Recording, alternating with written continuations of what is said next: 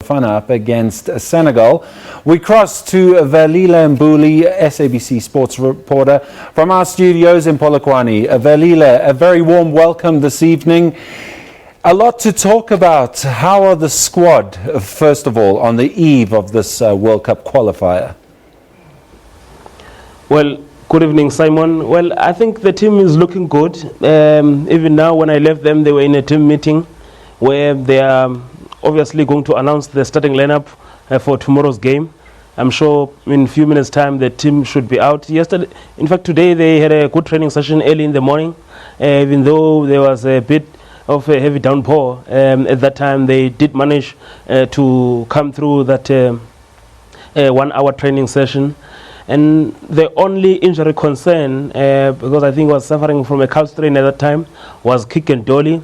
But other than that, the team looks good. And obviously, we also had another training session that we attended later on the day. The Senegalese team, they moved from their training base where they've been based at the Ranch Hotel, and they came at the mesh venue just to fill the turf ahead of tomorrow's game. Also, they look in good condition.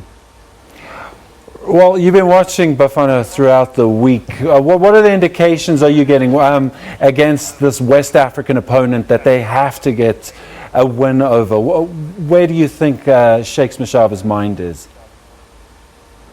Well, I think there's one thing that Sheikh knows, that from the first game where we allowed Burkina Faso to come back late in the dying minutes of the game to equalize.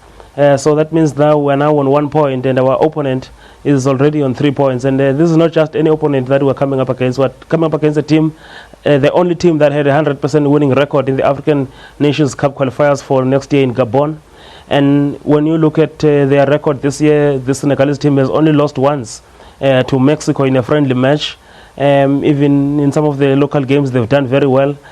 So we quite have a big game that we have to make sure that we come back with 3 points, because 3 points from this game will take us to 4 points, and until next year in August, where we'll have to play back-to-back matches against Cape Verde. If we win tomorrow, that would mean that we are topping the group until October, in fact until August next year. So it's quite a heavy tussle for Bafana Bafana. But I think the other tricky part about Sheikh Mashaba is that in terms of his mandate was to qualify for AFCON 2017, which he failed, and the next one is to qualify for 2018 Russia. So it's this game that he's got to win. Anything less than 3 points tomorrow could see him in danger of keeping his post as the Bafana Bafana coach. It's quite a brutal set of circumstances, as you say. What would a loss or a draw do for Sheikh Mashaba? Because their next qualifier after this one is a long time away, isn't it? Of course. It's long. It's in August next year, and those will be the back-to-back matches against Cape Verde. So if he doesn't win here, it's going to be tough, because that would mean that we're now on 2 points and Senegal moved to 4 points, and we don't know what will happen in the other game between Burkina Faso and Cape Verde this weekend. So a win is a must for Sheikh Mashaba. Firstly, for South Africa to keep the hopes of qualifying for Russia 2018 alive, and secondly for his job as well, because anything can happen. You remember, he could have been easily moved away from this position.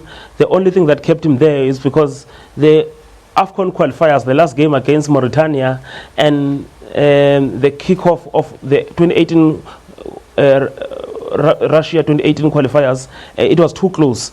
So that's why he's there. And also, the other thing that they've done now, remember there's the new boy, the Dutch-born striker, Lars Velveek, and he's looked good in training yesterday, and also he had some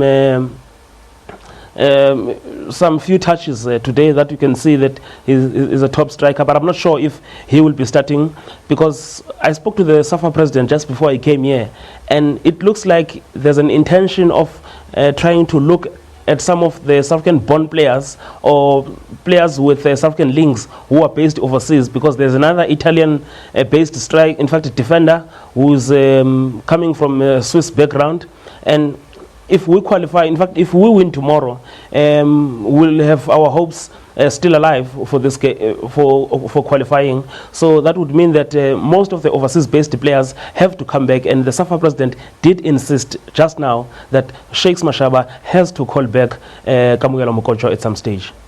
Well, Velile, as we speak, the Bafana Bafana team starting 11 has been released by the SAF Twitter feed, and you'll be interested to know that Elazar Rogers and Keegan Dolly, Tulani Serrero, those look like the attacking options that Sheikh Mashaba has gone for. So while there was a lot of debate about Lars Veldwijk over the course of the week, he's actually opted not to start the guy. Do you think that's a good option, given this guy has probably never been in the Bafana camp before?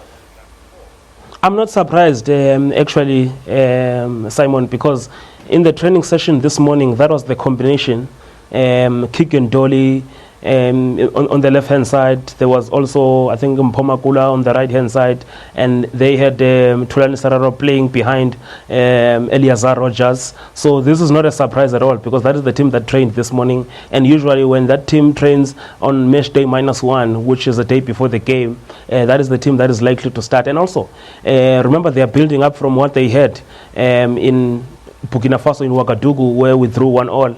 So that is not a surprise at all. And also, you don't want to place a new striker under pressure in this type of a game. Instead of starting with him, you can give him the last 10 or 15 minutes. And I think later, towards the end of the game, he will get a run because of the physical strength of the Senegalese team, and also the aerial advantage that is got as well. Velile, thank you very much for your insights. And as you have, pointed out, Veldwijk is on the subs bench, so it looks like he'll probably be used as an impact player against Senegal. Thank you so much for joining us.